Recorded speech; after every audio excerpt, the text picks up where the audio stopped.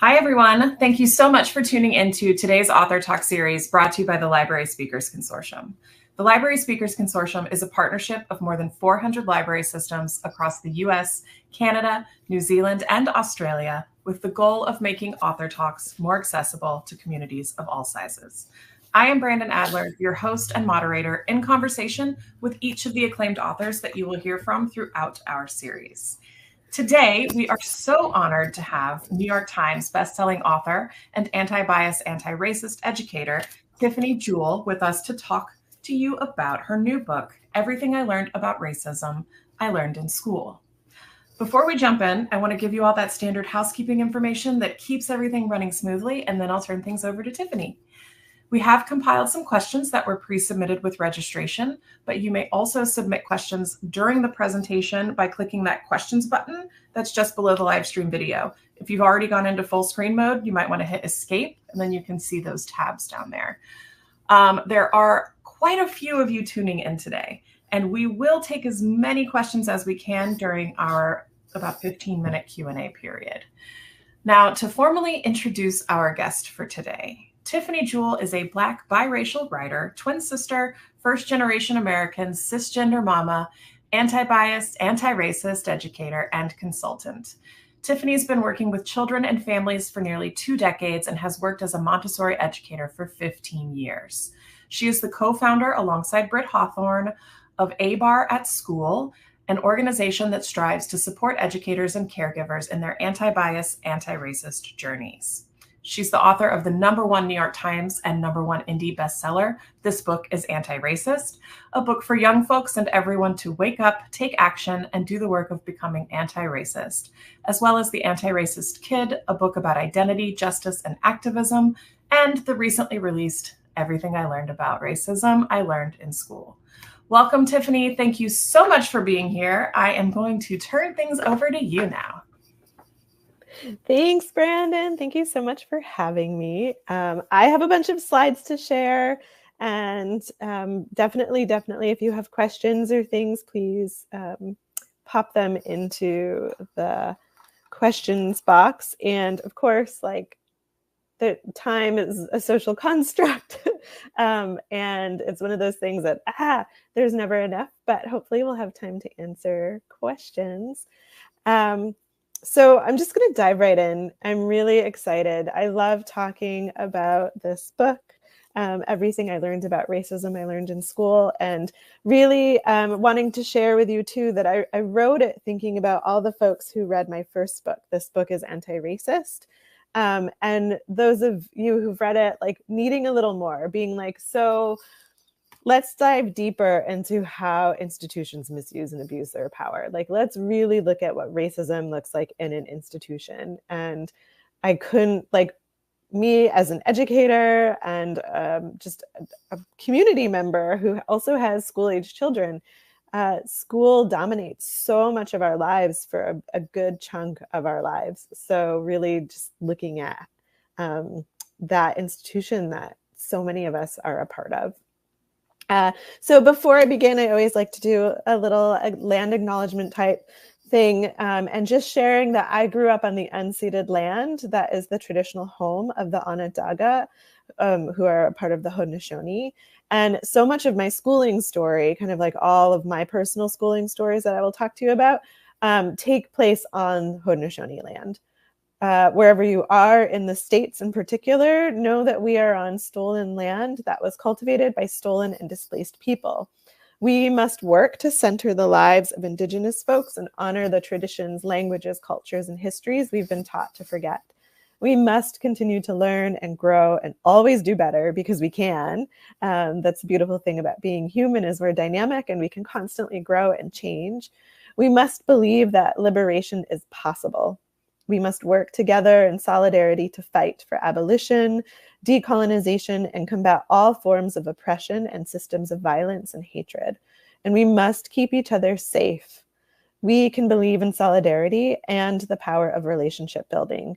Collectivity is possible because we're all connected. And that's like, I'm a library person through and through. Like, I can tell you so many stories of our local libraries growing up. We walked to all the different ones in Syracuse and took the bus that we could. But the thing that I love most about like being a community member and going to libraries is that I could see other people in my community. And that was how like I felt really connected to other people. So you're my people. I love you. I'm super excited. And this is just me. This is my identity map. I like to sometimes we'll do like a long list of who we are and things about us. I really like to show people. I work with children, and this is my favorite way to show you. And if you've done anything with me before, I've probably shared an identity map, and you might recognize some things or notice some things have changed. Because again, like I want to reiterate, we're dynamic and we change, and the things we want to share about ourselves can change, or the things that we learn about ourselves change. And so that's my identity map. Some big things that I point out. I'm a twin. I have a twin sister. We live in opposite coasts, so that kind of isn't so fun. But whenever we do get together, we'll often find ourselves wearing kind of like the same outfit, and our children are all have the same laugh, which is funny. And my own children will be like, "You sound just like Auntie." I grew up in Syracuse, New York. That's on Haudenosaunee land, and really had grew up in the 80s and 90s, and had a pretty like. I was a very happy kid, but we also like struggled with things, and so if you've read my books, you'll read a little bit about it.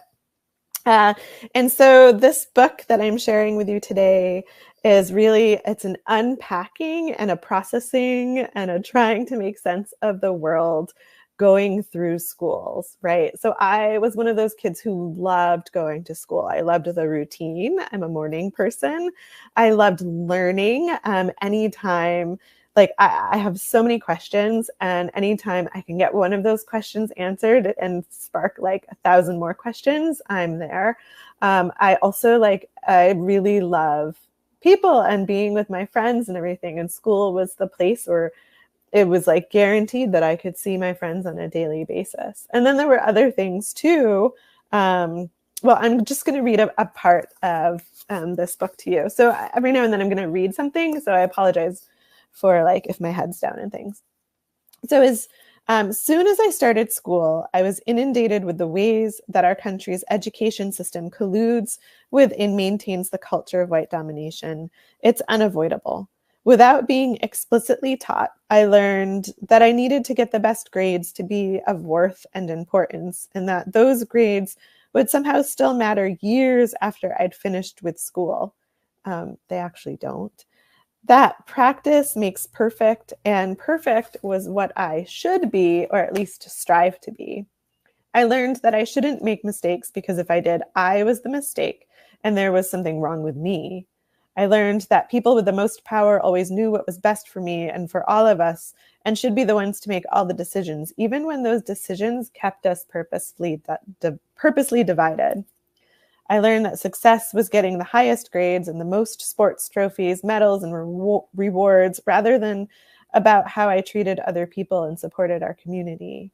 That the most qualified and important books to read were the classics, written by long dead white male authors like William Faulkner, William Shakespeare, and William Wordsworth, and that my sentences and the way I spoke would always be grammatically correct, should always be grammatically correct according to the rules of the English language. I learned that all stories worth telling should be written down in order to mean anything and to actually matter, that I should never be emotional or I'd be dismissed as too sensitive or angry or irrational, and that could lead to me being sent to the principal's office or detention. I learned that the people who held the most power were the ones who were the most qualified to hold and keep that power, that I was supposed to trust the people with power implicitly. Although it wasn't stated explicitly in the core curriculum or a textbook, I was taught that certain people, Indigenous people, Black people, Asian people, Latin people, people of the global majority, were the problem, because I learned to blame individual people and groups of people for racism and Islamophobia and anti-Semitism and transphobia and ableism and all injustice and oppression. But really, people aren't the problem. It's the institutions that are. And so this book is really just an exploration of really looking at the institution of schooling. And I kind of map it out by looking at magnet schooling, because I learned as I was doing heavy research for this book that I was a part of our city and actually like New York State's experiment for desegregating schools, for integrating schools. And this was in the 1980s. Like we always learned that in 1954, school, like segregation in schools like was totally illegal with Brown versus the Board of Education. But there were so many different things that states and cities and the country rolled out that just didn't work. And so in the 1980s, I entered school in 1984, 85. Our neighborhood school is a magnet school, but magnet schools became very popular. And so I write about magnet schooling. I write about the system of tracking, which is technically now illegal, but it's really ability grouping. I write about military recruitment because that was a very like heavy part of my high school journey. Write about weapons searches and rights in school, and just kind of unpacking all those things that as I was a learner in school were like the normal things, right? Like these were just kind of how things go and you could question them, but like nobody really gave you answers on why are we having a weapons search today? But as I became older and as I became a teacher and as I started reading more and as I learned more and talked to more people, I realized that one, like people all over the country and around the world are experiencing very similar things. It wasn't unique to my school in Syracuse, New York, and that this isn't the way it should be. Like schooling could be a really beautiful thing that allows us to be connected to other people in our community, to learn and grow together, but that's not how it's set up right now. So this book really is like me looking through my own story. So it's part memoir. And then also looking, I asked a whole bunch of other people, other authors, educators, some teenagers to share contributions, to share some of their stories about schooling, because I've had conversations with so many of them where they're like, oh, I didn't love school, or I didn't love this, or this didn't work right for me. And so we kind of put all of their stories into this book. So it's part memoir and part anthology, and then just like some history stuff too. One of the things I have to say, when I started writing this book, I never intended for it to be part anthology. And I'm so glad that I changed my mind, because writing is a very like lonely, solitary thing sometimes, especially when you're doing deep research, reading old newspaper articles that are very like personal, and to be able to collaborate with so many incredible folks of the global majority, and to have them say yes and to allow me to have their stories in this book is such an honor. And I hope you read it and see yourself somewhere in this book. My goal was for like every person to see themselves somewhere in this book, to understand that we have experienced and witnessed and been a part of like the system that has kept us divided for so long. So I'm going to read some of the contributions too. The first one that I am reading, they're kind of in like order from elementary school all the way to college, but I'm going to start with Min Lay. And Min Lay is an incredible author. He's an early childhood educator too. He's written a bunch of picture books and also like the Green Lantern graphic novel. And his latest one, Enlighten Me, is one of my own children's favorites. But this is Min's piece. It's called Selfless Portrait of it's kind of a one-act play. And as I read this, I want you to like think about your own schooling journey or the children in your life, and recognize that this is something that like, even though it takes place in 1987, like is still happening today. So before we begin, let's take a look at this picture. So we're looking at the picture of young Min. Here we have a young boy, it's Min Lay, standing in front of a self-portrait that was chosen for a district-wide art show. It's not exactly the greatest work of art ever, but we're not here as art critics. No, we're more interested in the boy himself. If we look closely, we'll see that his smile is strangely hesitant, and he has the slightest hint of mischief in his eyes, almost as if he's holding a secret. Well, guess what? He does have a secret. But to find out what it is, we'll have to travel back all the way back to third grade. So we get to do a little time traveling. So the setting, it's flashback. The year is 1987. We open up on a third grade art class in suburban Connecticut. Children sit in small groups around dark brown pentagon-shaped tables. The art teacher walks around the room with a box of small circular mirrors. She places a handful on each table. The teacher: today's assignment is self-portraits. I want everyone to take one of these mirrors and look at yourselves as you draw. Try to pay close attention to details and really put yourself on the page. The teacher leaves several mirrors on a table where young men and other students are sitting. The kids grab for the mirrors and realize that there aren't enough to go around. One kid raises a hand to get the teacher's attention, but young Min stops them. Mrs. Min's like, wait. Min and his friend, the only other Asian American boy in the room, look at each other. They smile knowingly. We don't need mirrors. We'll just draw each other. Having resolved the situation, the students start on their assignment. Most of the kids look into their personal mirrors as they draw, while the two Asian American students draw each other. And that's the end of the scene. So now we can picture what is happening. So what was the secret behind Young Min's smile? That's not him in the self-portrait. There's a lot for us to unpack here. At the time, the portrait swap just felt like a clever solution to a simple problem.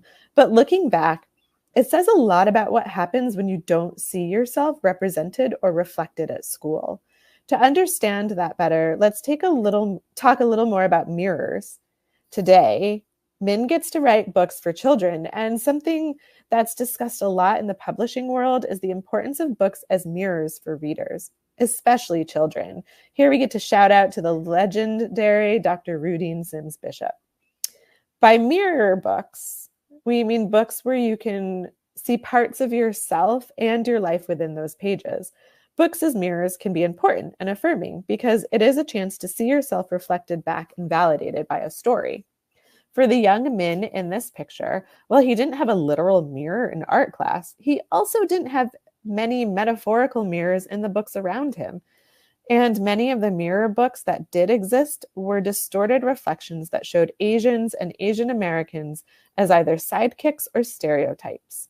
In fact, at the time, the most prominent book featuring Asian characters was the book The Five Chinese Brothers, which has all kinds of problems, including racist illustrations and the premise that no one could tell these 5 Chinese characters apart, which reinforced the heinous and pervasive all Asians look alike stereotype. It's easy for children to internalize the messages in these books. So it's not surprising that my friend and I thought drawing a picture of each other would be close enough for a self-portrait. We were the only 2 Asian American boys in class, so people always lumped us together and often mistook my friend and me for each other. I felt that people were unable to see the differences between us, and eventually I started to see things that way too. Things have thankfully changed since the 1980s, but there's still a long way to go.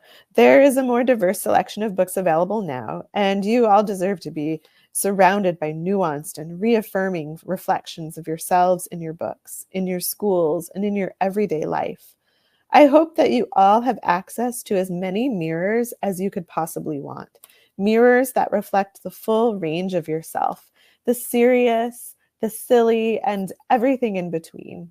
And when it comes to your self-image, unlike me, Min, never settle for close enough, because you should never have to look at a self-portrait and see someone else smiling back at you. And now I'm going to share a piece from August. August is a student who's currently in high school. He loves playing basketball with his friends and his teammate. And his story, so the other thing when you write books, publishing takes a long time. So he shared this story with his mom, who the 2 of them worked it out together. And this is from his middle school years, and he's now in high school. So publishing takes a while. So this is August. In my school, there was a policy that we had only 3 minutes to get from one class to another. This is a very common policy. It's the same in my own kids' school, which is a very different place from where August lived, and in other schools around the country. There were a lot of people in the hallway, and my school was 2 stories. If you didn't get to class in time, the teachers were supposed to lock the door and send you to the office to call your parents. Me and some of my friends, who were all boys, got to class a little late, but we got there at the same time as other students who were white. When we tried to explain why we were late, we were sent to the office, but my teacher accepted the other students into class. I was angry because it felt like he offered them a chance. He offered them a second chance because he looked like them. And he didn't believe us because my friends and I did not look like him. I didn't get into trouble with my parents, but things like that made it hard to trust white teachers, even when they probably thought they were just following the rules. I got suspicious that they were always looking for me to mess up, and that when I told them the truth about something, they didn't believe me anyway. I sometimes wondered if telling the truth was even worth it, if I was always going to have to do extra to explain myself. I'm going to share a piece of Lorena Germán's story. Lorena has written the book Textured Teaching, which is a framework for culturally responsive teaching. She also has the second edition of her newest book coming out on July 4th. It's the Anti-Racist Teacher Workbook, and it's a very practical,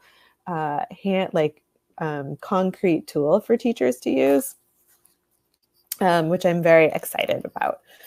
So pre-order that if you can. I'm not sure if you can actually. So Lorena grew up in Lawrence, Massachusetts, and she has a couple of pieces in the book, and I'm just reading a part of this one. And her piece is called What I Remember. I remember the first day of high school when the 9th grade class was brought into the auditorium and told that half of us wouldn't make it to graduation. The shock was deep, and the questions lingered. I looked to my left and right and wondered who wouldn't graduate and why. I also committed to making it because my immigrant parents hadn't come all the way here for me to fall to some statistical or mythical monster that makes you fail. The moment is one I've yet to forget. And I'm 36, and all the teachers just stood in the back like guardians of the space, like prison guards blocking our exit. They said nothing. Their silence was loud. And that's just that piece that I'm sharing. So thank you so much for allowing me to share these pieces too. And we'll dig into your questions. I see a bunch coming in. And then I have a piece to share about military recruitment. And so this is a picture of me my junior year. It's either junior or senior year, actually. I took Spanish every year from middle school through high school.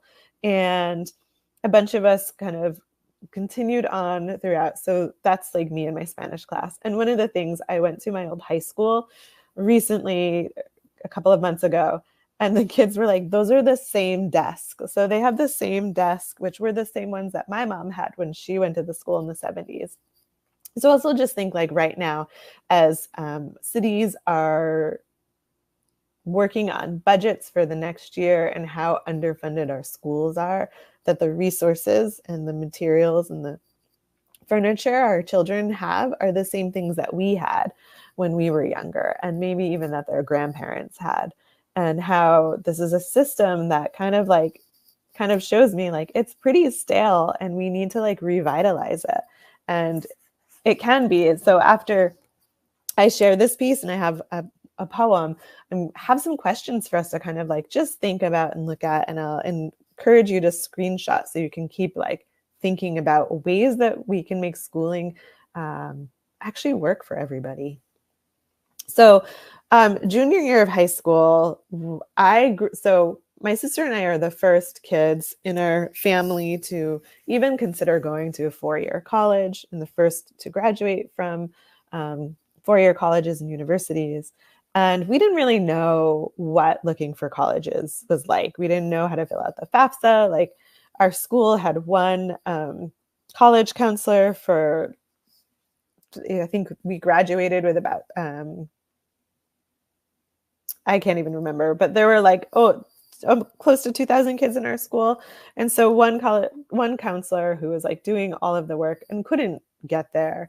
So junior year was just kind of this like whole year of exploration, right? And like figuring out, what am I doing? Am I going to stay close to home? Can I go to college? Am I going to work? Like, what do I do?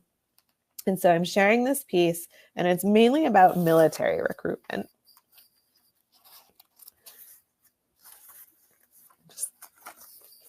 So I liked being a junior in high school. I know not everybody did.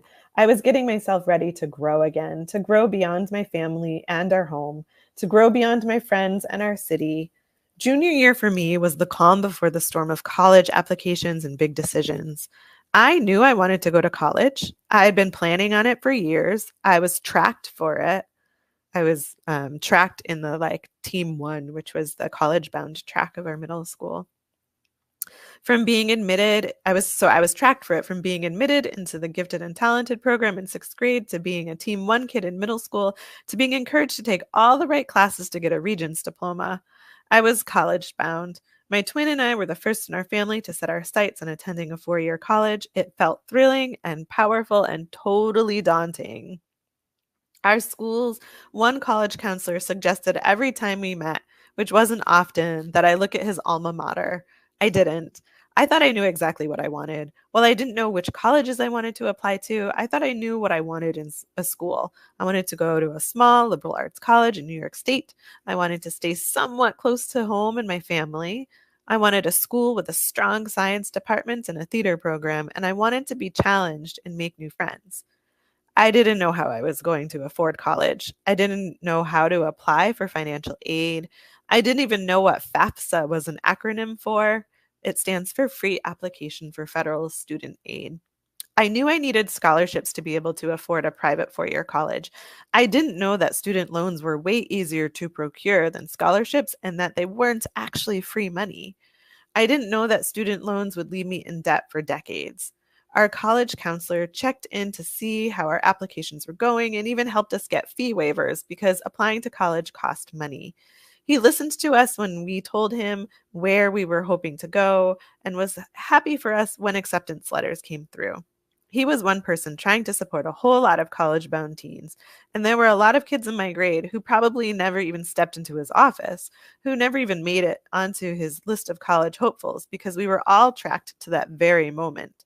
Our schooling years readied us, or not, for this final push into whatever our distinctive, personalized destinies would be. And before I seriously considered which colleges to apply to, I began getting calls from recruiters.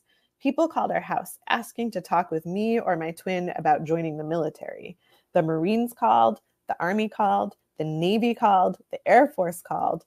The Coast Guard probably called too.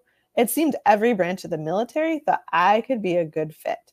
They called during the week and in the evening, usually after dinner when I was sitting on the couch doing my homework and impatiently waiting for my favorite primetime television shows to start. Recruiters from the different branches of the military reached out to try and pique our interest and find out if we were ready and willing to belong. They even called us at school sometimes.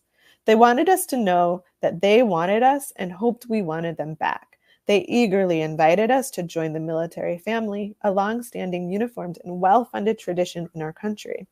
Somehow, my name made it onto a list of potential military personnel. My school gave me up because they had to. My school didn't just give me up, but a whole bunch of my friends to military recruiters. A lot of schools in the United States give up their students to recruiters, and they do it because they're required to. In 2001, as part of the No Child Left Behind Act, Congress ruled that all schools that received federal funding from the Elementary and Secondary Education Act had to provide military recruiters the same access to their students that colleges, universities, and employers had. This included directory information and in-person recruiting. The U.S. military spends billions of dollars on attraction, recruitment, and enlistment efforts each year. And in fact, in the 2005 RAND report, the U.S. Army spent on average about $15,000 to recruit just one soldier.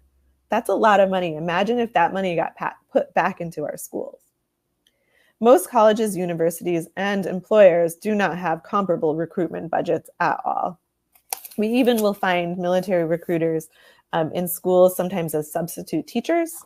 And just, I also like write about how they recruit in neighborhoods that are predominantly Black and brown and working class and poor.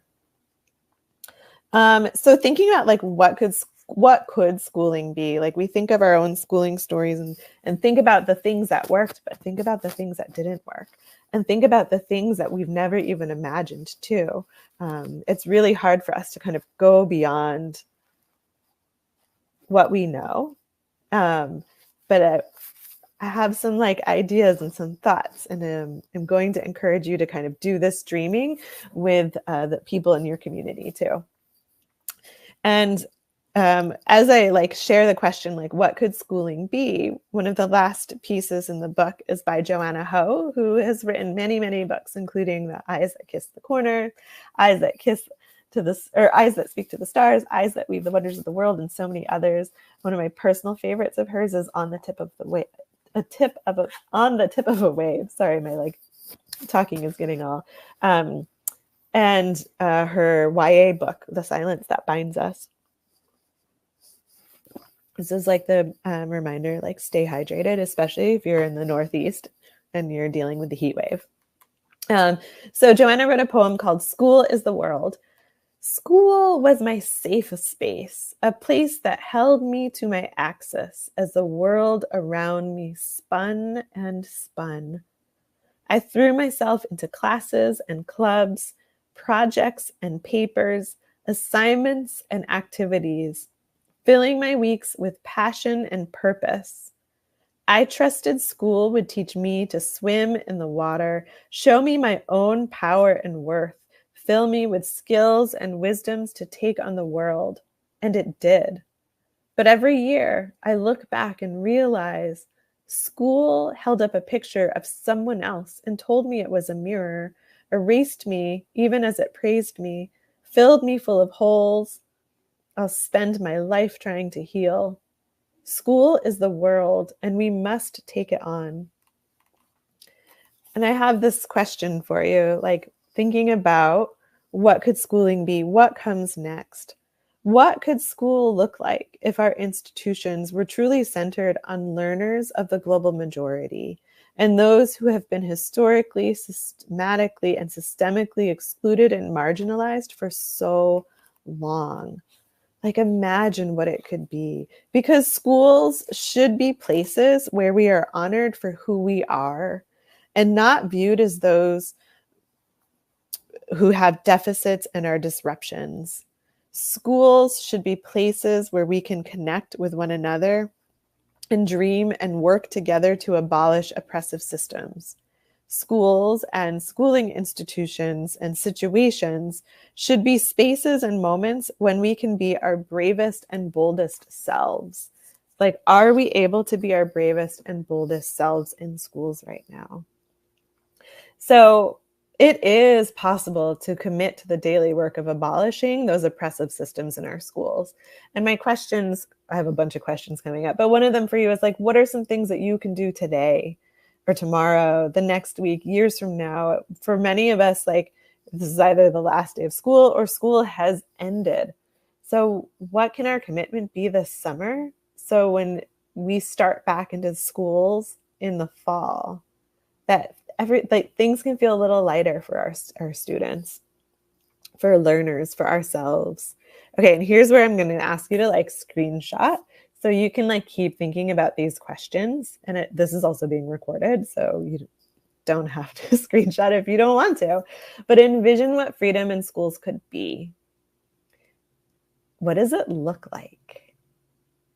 What does it sound like? What does it smell like? What does it feel like? When I think of those questions for me, like, what does it look like? And what does it sound like? You know, I can hear laughter. I can hear people, like the doors can be open in the classrooms because we feel safe, that we can hear people collaborating and talking together, that we can smell, I don't know, maybe somebody's baking something in a classroom.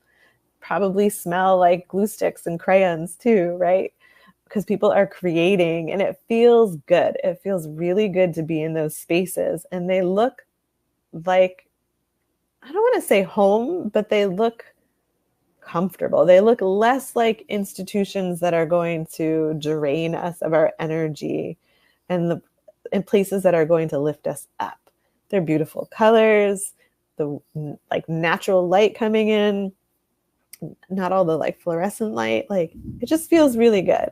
And more questions is like, what would you like to learn? What would you like to learn about our schooling systems and how to make them better? How do you learn best? Like, and in our schools, everybody learns differently, right? And we have a system that's set up for everybody who's supposed to learn in one kind of way. What does it mean to actually be free in school? Are you worried? Like, kids will finally not be worried about getting in trouble. My oldest, at the start of school every year when he hears the list of rules, is so worried that he's going to break the rules and get in trouble. And I'm like, that's too many rules to even like think about. Of course, kids are going to get in trouble. Like, how are you supposed to remember all those things? How can we allow for more freedom in our spaces and trust? How can we trust learners? What do we need from our schooling institutions so our schools can be free? We need money, right? Like, we need to keep advocating for our cities and our towns to put more money into our schools. And more questions too is like, we get to kind of create this vision for the future. And I love quoting the amazing Dr. Jamila Elias Scott, because she writes about in her book, Black Appetite, White Food, that it's really important for us to know what it is that we're fighting for. Because if you don't, you're just going to get tired. You're going to get exhausted. You're going to burn out because you're constantly fighting against things. If you know what it is that you're fighting for, you can keep going. And like, trust me, she is right. So create that vision. Like, what do we believe? What do we need our educational institutions to be? How can we work collectively so schools can be places where we actively choose love over fear every single time? As a teacher, the more I trusted myself in that role, the more I trusted my students. And we started doing things like co-creating our classroom spaces together. So in the beginning of the school year, like, I didn't set it up the way I thought it should be. I'd be like, where should we put the books? Where should we put the math materials? Like, where do we do this? That makes sense to you. And sometimes I would be like, this doesn't go with what I think, but it's what they needed. And it made sense for them. So how can we connect and reconnect with ourselves too? Like, do that unpacking and that unlearning so we can move forward and we can really build this beautiful schooling situation that where our children are like at the center. A lot of times that when I hear arguments about school, like, I don't see teachers and I don't see children in those conversations. And what do we need from our institutions? And we can make those demands on them. They may not meet them, but we can let them know what they need. I've been working with the children in my community and asking them, like, what do you need in school to feel safe and secure? What does a just and free world look like? And they will say things like we need books where the authors look like us. We need food to, like, children are incredibly worried right now about how expensive food is and that people are unhoused everywhere. So like, just asking children, like, what do you need to feel safe and secure? What do we need in a free and just world? Can be a really impactful question too. And another question is like, what do we need in order to do this work? Like, we need to stay hydrated. We need each other. We need resources. We need time to process and collaborate, but we also need to move out of our like personal learning comfort and to push ourselves to do something that feels maybe a little uncomfortable. That's going to call on us to be brave and take risk so we can work to make our schooling situations better. And this is like the end of my slide presentation, and which is great because there's so many questions. And I also like it's starting to thunder outside. But thank you so much for sharing your time and space and letting me just like do my thing for you and tuning in. And super excited. I do want to share one thing. I'm like reaching behind me. So this is the Italian edition of This Book is Anti-Racist. And I like bring this out because it is the first book published in Italian that directly addresses racism and anti-racism. And it is a tool that is being used in schools, just like it is here. But I'm so honored that it is the first book in Italian published around anti-racism, and that we get to kind of lead the way in this work around the world, which is exciting and daunting and humbling and just like so incredible, because globally we are in this together and we're all working for a better world. So I'm going to stop sharing my screen and move into questions, because there are a bunch of questions. Right, Brandon? Yes, there are lots of questions, lots of things ripe for discussion. I'm going to start with a different Brandon's question. Okay. You mentioned military recruitment, and Brandon is saying, hello, Tiffany. Do you have any advice or best practices / approaches for military auxiliaries, especially cadets 12 to 18 years old, who wish to show their cultural and ethnic heritage while still maintaining the efficiency of a military environment? How do you find a middle ground? Right. And it is like, and I'm not like very familiar. Well, I think that it's very hard to like show your personal selves in such a very structured military environment. But there are spaces, right? And schooling situations. And just kind of like, it's really important for us to spend time whenever I'm working with children and families and folks. We always start with identity and being able to share who we are, whether it's creating an identity map or working on an identity, like a bag where like you share the obvious things on the outside and things that make you who you are on the inside. But really creating time and space for kids to do the exploration of themselves and sharing with each other and doing that work with each other. Because like, once you know, I always go back to the goals of anti-bias education, which were created for like early childhood educators, but really work beautifully for all of us. And the first goal is that we want children and learners to know who they are and to love themselves. And really, like, when we all like know who we are going to do better in the world. And once you love yourself, then you also can like open yourself up to explore and honor the cultural differences of all the people around you. And then you can also, from that, you start to like recognize injustice and work together and collaborate to fight for justice. And so I don't know if there is like a middle ground, because for me, it's always like, we will always do the work of learning who we are first. And I think if you can do that work with those cadets and really like giving them the time and space to not just like share, like a one day, like share this like cultural thing from your family, but to do the research of the folks who came before them. And even in your community. When I was researching this book, I learned so much about the community in Syracuse that I didn't know before me, like the ways that people fought for anti-racism in our city for decades. And I didn't really know that until I started digging really deep. So giving those cadets the space to like learn about the things that they are curious about, I think could be a really beautiful project and thing to work on. And then allowing that to kind of, you could also kind of like weave it in with learning more about the history of the like military, and, learning about when Black folks, like learning more about like the different regiments and when Black folks like got, joined the military, and Latin and Native Americans and different folks, and learning about those folks, because we don't always, like, when we hear military history, we often just hear about like the top like white guys who did something great at some point according to history. Yeah, those are all great ideas. I mean, confidence is such an important part of development as we grow up. Oh my gosh, absolutely. And it's like the thing that we're going to like work on forever, right?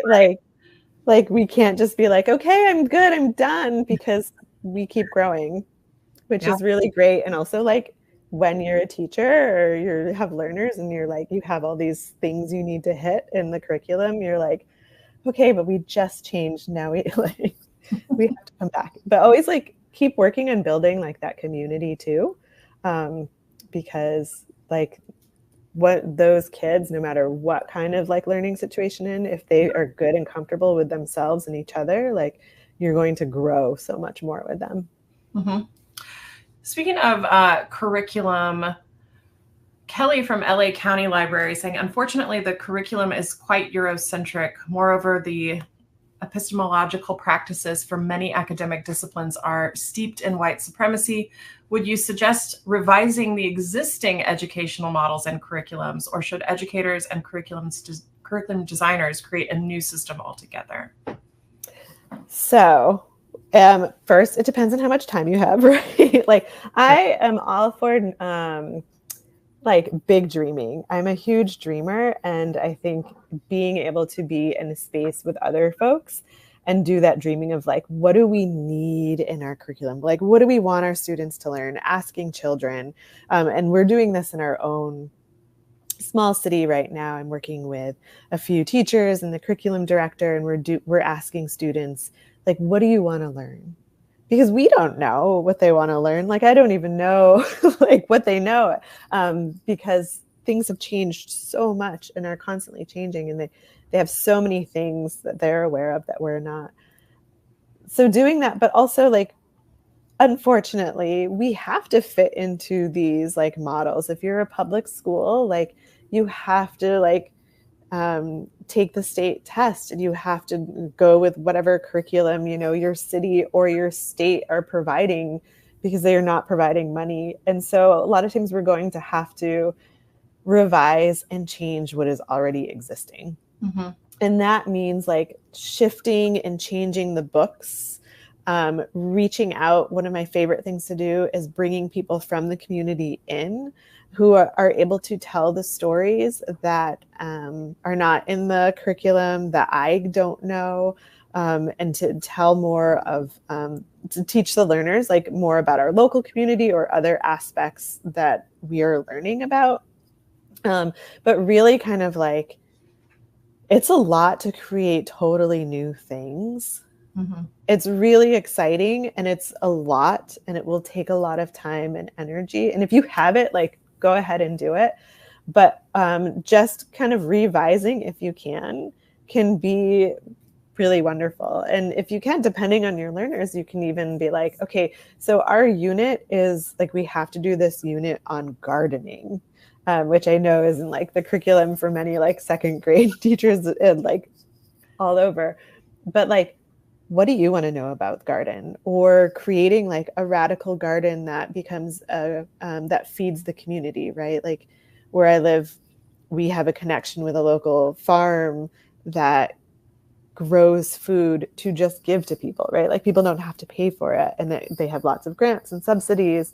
But having kids engaged in that work engages them in their community too. Mm-hmm. So really, like, again, like curriculum, like it is super old and Eurocentric, and it doesn't really meet the needs of our learners today.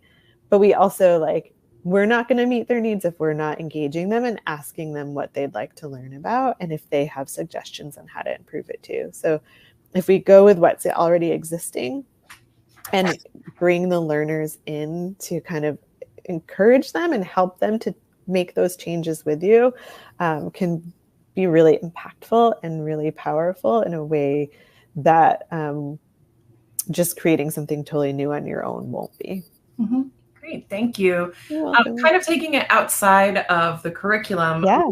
Luis from Sonoma County Library saying, what are the institutional changes needed in a successful K-12 educational system, including politicized Board of Education funding, standardized testing, staff and teachers continuing education? Like all of those things are also part of the issue. Yeah. I have to like read the question to like process it. Do you want me to highlight it? No, I can see it. I know. So like for me, like when I look at like the history and like in particular, like with the research of this book, reading and being like, the same thing happens like every 15 to 20 years. Like the city was having the same conversations over and over again. And I think one of the like really important things that we need to do that often doesn't get done is learning about that kind of like institutional history, learning about what has been done before, how people reacted, like what the changes were, because we kind of get in these cycles of like, we keep repeating the same things. And so it's like, you know, taking one step forward and 2 steps back. And if we can kind of really focus on, not like the total focus, but if we can start by learning that history and learning more about, you know, for you in Sonoma County, like learning about the ways people have fought over decades for those institutional changes, might give you some insight into like where to go next. But like also thinking of like school boards, I'm all for like people running if they can, or like you doing the work of backing or supporting. I know like where I live, some of our school board members, like during meetings, like we'll do like fact checking for them and like send them the information, like really working and collaborating with the folks that you trust. Funding is always a huge issue. There's never enough. And so I'm in New England, and what I'm seeing is the power of people standing up, children, teachers, caregivers, business owners, and really like pushing our city councils and our school boards to fund our schools.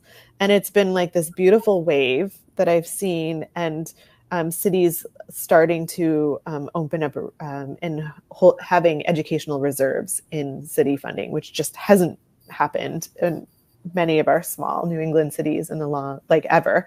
And so just like really mobilizing and organizing people is really exciting. And continuing education, like I think too, professional development is always like nuts and bolts things, and things that like teachers are incredible and have so much. And if we can give them something, like not teach them how to write a lesson, but give them a lesson, like it's more likely to get off the ground. And I've been doing a lot of work where will model to teachers like lessons and then give them more lessons to do on their own. Like sometimes we just need to see and know that we can do it and have somebody that we can talk to. So how can a system-wide reset take place? Like, I don't know. I wish I knew, because I would have pushed that button like years ago. Probably when I was 9, I would have just been like, let's see what this is like. But it is like, I think the reset comes from like not trying to start fresh and new, but looking at all the things that we've been through already. Mm-hmm. And kind of getting ourselves out of that cycle that can be really handy for politicians and the people in power, right? They're like, if they don't know the institutional history, then we can just like, we've done this before, we'll just do it again. But if we can kind of tap into that and call them out on it and move them forward, like really like push that momentum. But if anybody has a reset button, like please let us know. Yeah. I would really love that because we desperately need it. Email it over right away. Mm-hmm. So the educators and the teachers and such that are doing that groundwork, Betsy from Milton Public Library wants to know kind of about their well-being. How can Black, Indigenous, and racialized educators who are working to dismantle systemic racism in education preserve and sustain their well-being without being consumed and burned out doing the work. Yeah, because it is like burnout work, right? And, you know, what we saw in 2020 during the pandemic, and when like everybody was buying, like after George Floyd and Breonna Taylor, we witnessed that, and everybody's buying all the books. And we saw all these initiatives that we're like, oh, good, maybe I can take a little break. Like somebody is going to like support me and like the work that I'm doing. And we've seen that like being taken back so quickly, and DEI initiatives just ending, and books getting taken off the shelves, and the 10 Commandments being like, now they have to be in schools in Louisiana, just like all these different things that are exhausting. And I really am going to like encourage all educators and folks of the global majority to know that like, you don't have to do all the things. You can't do all the things, and you need to have those boundaries and say no. And one of the like best things I could do for myself and my children was when I started saying no. And I even had like a principal be like, you have to stop saying no all the time. And I was like, no, I don't. And know that like your worth, like you are so important in your community, and people know it. And like, they're going to keep taking advantage of you. And to preserve and sustain your well-being, like take those days, take those moments for yourself. If you can, if you have like white people in your community who are knowledgeable and open and like doing the work of like anti-racism and abolition, like remind them like, hey, I need your help. I'm not going to do this. I need you to tap in. And if you are a white person, like be that person. Be like, what can I do for you today? Because it is like, you know, there's all the work stuff, and then there's all the life stuff, and it's huge and it's magnified.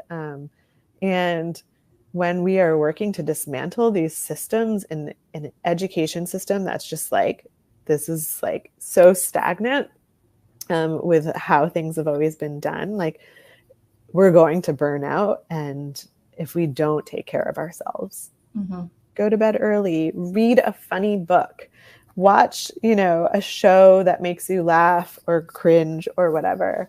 And especially in schools, like be the person that's with the children, like play at recess if you can, or sit down and read your favorite book to a group. But don't be the person that gets like, I know like a lot of times, in particular, like Black women educators will be the ones that get all the like discipline issues at school, and like, don't let them put you in that position. Like be the one that gets to have like all the joy with the kids. Great if advice. You can. Yeah. So we are running out of time. So I do want to ask a couple of questions that we have about resources so that people can find further information. Either Sai or SI says, I am a Black mom who recently got elected to my majority white district school board. Do you have any helpful resources or examples of policy advocacy I can get behind to materially improve the school environment for the most disadvantaged and underrepresented students?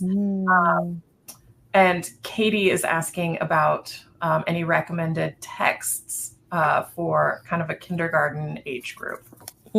I love like a good resource list. It's my favorite thing.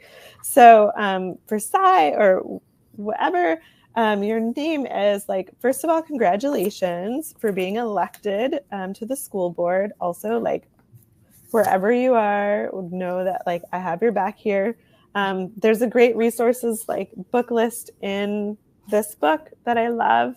But I will share like my favorite books and like resources around like policy change and just kind of like dreaming come from the work of Dr. Bettina Love. And her newest book, Punished for Dreaming, How School Reform Harms Black Children and How We Heal, by Dr. Bettina Love, is incredible, and also does that work of walking us through history so we can see those patterns. And the like Abolitionist Teaching Network, I think like ATN, has a lot of like beautiful resources on their website, which I think will be like very helpful to you. And kind of just like anything and everything Dr. Bettina Love does is amazing. And I think she is the most like preeminent, important voice in education today. And she doesn't get all the flowers that she deserves and needs all the time. And then resources for like kindergartners. I love kindergartners. I started my work as a preschool teacher years ago, and then children's house and elementary. And so for, I love the book series by Juana Medina called it's like I Am, I Will, and I Feel. And I think for the beginning of the school year, like you can spend the first 3 months on those books and really like supporting kids and learning the language, like learning words to talk about who they are and how they feel, but also doing that work of exploring. And that has been a really fun project. And then this book, The Anti-Racist Kid, has lots of like resources, books in it for not just children, but for adults too, that will help guide us in supporting those young people in our lives. Okay. Well, thank you so much, Tiffany. Thank you so much for being here, for the time and the wisdom that you've imparted upon us today. I know that you've given us all so much insight over the last hour, so thank you. Yeah, you're welcome. Thank you. I'm sorry I couldn't answer all the questions, but like, time is so frustrating. I know. I also want to extend a huge thank you to our viewers, of course, for joining the Author Talk today. Without your support, none of this would be possible. So thank you for choosing to spend your time with us. Below the live stream video in the resources area, if you scroll down, you can find a link to Tiffany's book. In July, we kick off our summer reading series that will feature children's and YA authors for the month. July 9th will showcase the Tales of Despero author Kate DiCamillo as she chats about her Mercy Watson series. And July 16th will feature New York Times bestselling author Max Brallier as he talks about his middle grade series, The Last Kids on Earth. All July talks are kid and family friendly, so be sure to register for these and lots of other great events on your library's event page. I am Brandon Adler. Thank you for joining us.